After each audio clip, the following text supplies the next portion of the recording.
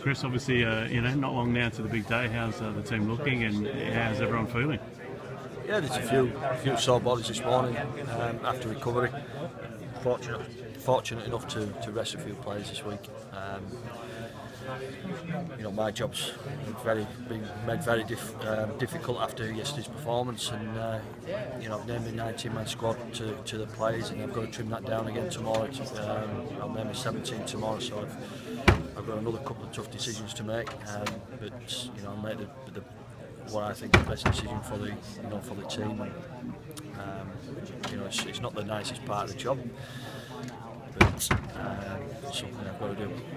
That win yesterday, I mean, that defence that you guys pulled off, there's some really impressive tackles out there. Is that the sort of defence that you need to win a cup final, because there's so much commitment and heart from the players? Yeah. We defended pretty physical yesterday and pretty aggressive, and I thought the young kids that came in, Aaron Ollett, Liam Salter, Matty Marsh, George Lawler, they really stood up. I have no hesitation in throwing young Matty Marsh into the team on Saturday if Albert Kelly's not fit. I'm really happy with the defensive performance, and I thought it was a really spirited display from my boys, and we needed it leading into the cup final.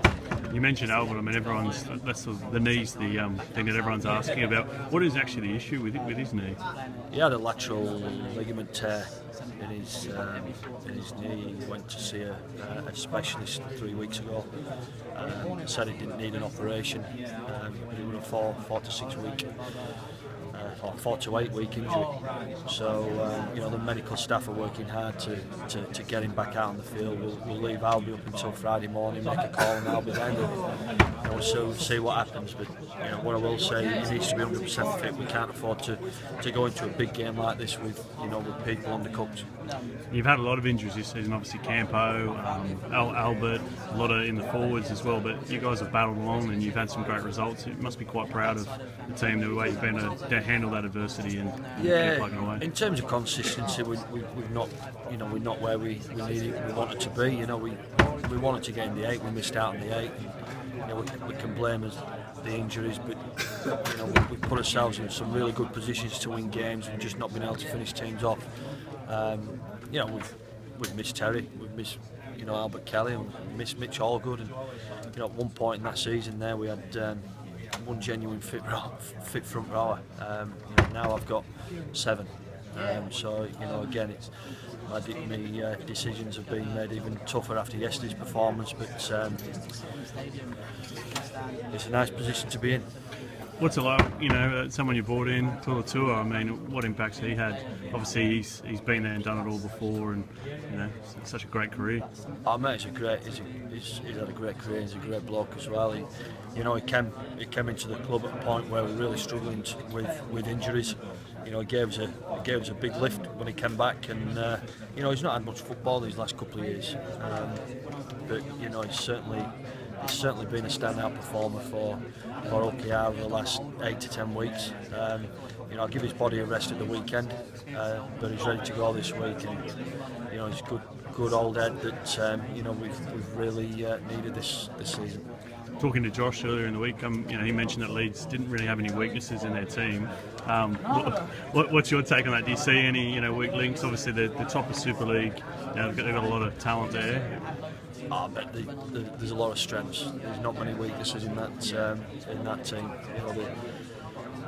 The speed worries me. They've got a lot of pace.